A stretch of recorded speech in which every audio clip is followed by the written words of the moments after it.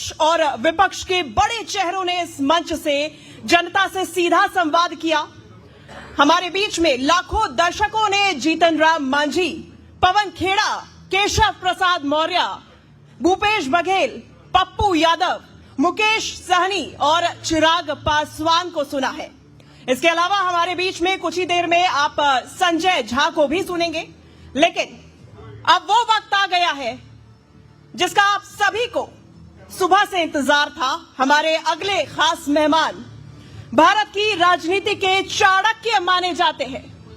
जोरदार तालियों के साथ में इनके बारे में हम बताएं। उन्होंने दुनिया की सबसे बड़ी पार्टी बीजेपी को चुनाव की ऐसी मशीन में बदल दिया है जिसके लिए जीत ही महामंत्र है।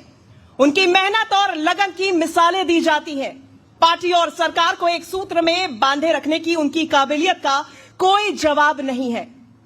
न्यूज 18 इंडिया के मंच पर जोरदार तालियों के साथ स्वागत कीजिए कर्मठ, बेबाक, कुशल रणनीतिकार, देश के गृह और सहकारिता मंत्री अमित शाह जी का।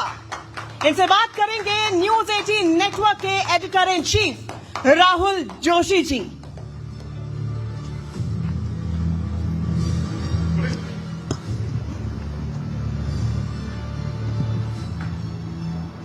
अमित जी, न्यूज 18 के इस मंच पर आपका स्वागत है। मेरे साथ हैं अमित शाह, देश के गृह मंत्री, भारतीय जनता पार्टी के चाणक्य, और सबसे ज्यादा इस वक्त भारतीय जनता पार्टी के चुनाव को यहां पर देख रहे हैं, संभाल रहे हैं, तो उस बारे में कुछ चर्चा करेंगे। अमित जी, ये आपका तीसरा चुनाव है जो आप बिहार में आपके उसमें संरक्षण में देखा जा रहा है। तो 2015 में जो है आप दूसरी तरफ थे, ये नीतीश जी और लालू साथ में थे, आपकी हार हुई थी। उसके बाद 2020 में आपकी जीत हुई।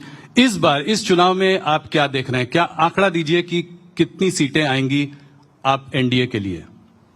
देखिए, आंकड़ा देना तो बहुत दिक्कत होती है, परंतु मैं आपके चैनल के माध्यम से देश भर के दर्शकों को इतना जरूर बताना चाहता हूं कि इस बार हम 2/3 बहुमत से ज्यादा सीटें जीतकर बिहार में सरकार बनाएंगे। मैं जब 2/3 बहुमत कह रहा हूं तब हम एनडीए की बात कर रहे हैं। एनडीए का गठबंधन 2/3 बहुमत से ज्यादा सीटें जीतकर मोदी जी और नीतीश जी के नेतृत्व में यहां सरकार बनाएगा। और मैं सारे देश के दर्शकों को ये भी बताने जा रहा हूं कि मैं जितना घूमा हूं बिहार में अभी, मैं स्पष्ट रूप से देख रहा हूं कि एक वेव एनडीए के पक्ष में है और हमारी सीटों के मार्जिन में भी अप्रत्याशित बढ़ोतरी इस बार होने वाली। ये क्या वेव देख रहे हैं? किस चीज की वेव है ये? इतने सालों से नीतीश जी की सरकार यहां पे है, तो ये तो प्रो इनकम्बेंसी वाली बात हो गई। देखिए, सरकार कैसी चलती है इसके पर सरकार कितनी लंबी है चुनावी संभावनाओं को प्रभावित करता है। अगर आप सरकार अच्छे से चलाते हो तो स्ट्रेंथ और बढ़ती जाती है। मैं निश्चित रूप से कहना चाहता हूं कि ये 11 साल में जो डबल इंजन की सरकार चली और उसके पहले नीतीश कुमार जी और भाजपा सरकार चली, इसने बिहार के अंदर ढेर सारे परिवर्तन करे हैं जी। मैं सिर्फ 11 साल की बात करता हूं। लगभग बिहार में ही इस 11 साल में 8,52,00,000 गरीबों को प्रति माह प्रति व्यक्ति मुफ्त अनाज 5 किलो मिलता है। लगभग 87 लाख किसानों को सालाना 6,000 रुपया प्रधानमंत्री किसान योजना का मिलता है। इसके साथ साथ 44 लाख लोगों को घर मिल चुका है। 33 लाख और लोगों को घर आवंटित हुआ है। लगभग 3,53,00,000 आयुष्मान भारत का कार्ड, जिसमें 5 लाख रुपए तक का इलाज, हॉस्पिटलाइजेशन, ऑपरेशन, दवाइयां, सारे टेस्ट फ्री मिला है।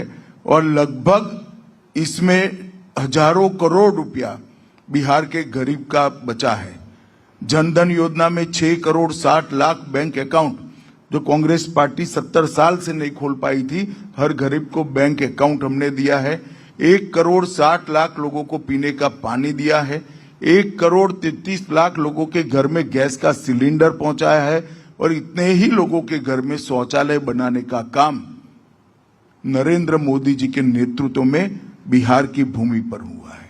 मैं इस सबका योग बना लूं तो भी आप समझ सकते हैं कि कितना बड़ा वेव सूचित कर सकता है। और इसके साथ साथ बुनियादी समस्या है, आज बिहार का कोई कोना ऐसा नहीं है जो पटना से कम 5 घंटे ट्रैवलिंग का टाइम कट हो गया होगा। कोई कोना ऐसा नहीं है। कहीं पर भी जाइए, 2 घंटा, 3 घंटा, 5 घंटा, 4 घंटा। मैं आज ही पूरा दौरा कर आया हूं। सब लोग यही कहते हैं कि जिस प्रकार के रोड बने हैं, गंगा जी पर जिस प्रकार के नए पुल बने हैं, 10 पुल और बन रहे हैं, बिहार को रोड, रस्तों से, पुलों से जोड़ने का काम ये 11 साल में जबरदस्त अच्छे तरीके से हुआ।